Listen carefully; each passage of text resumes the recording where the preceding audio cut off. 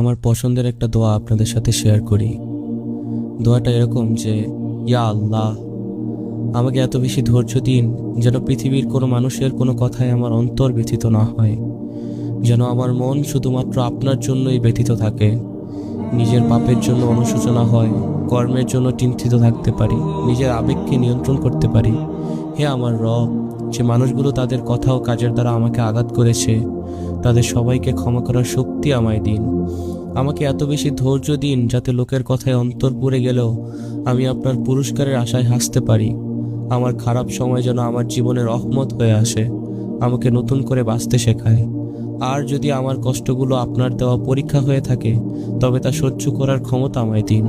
হে আমার রব, আমার অন্তরকে এমনভাবে পরিবর্তন করে দিন যেন আপনার সকল সিদ্ধান্তে আমি সর্বদা সন্তুষ্ট থাকতে পারি, সর্বদা আপনার শুকরিয়া আদায় করতে পারি। আল্লাহ, আপনি যা জানেন আমি তা জানি না। আমি পরিকল্পনা করি, আপনিও পরিকল্পনা করেন, তবে পরিকল্পনাকারীদের মধ্যে আপনার পরিকল্পনাই উত্তম। হে আল্লাহ, তোমার মতো কেউ আমাকে বুঝে না। আমার পরিস্থিতি, আমার হৃদয় সম্পর্কে তুমিই সবচেয়ে বেশি জানো।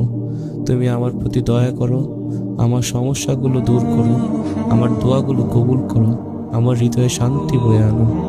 হে আল্লাহ, যারা কবরবাসী আছেন, যাদের জন্য দোয়া করার কেউ নেই, তাদের সহ সকল কবরবাসীকে আপনি মাফ করে দিন।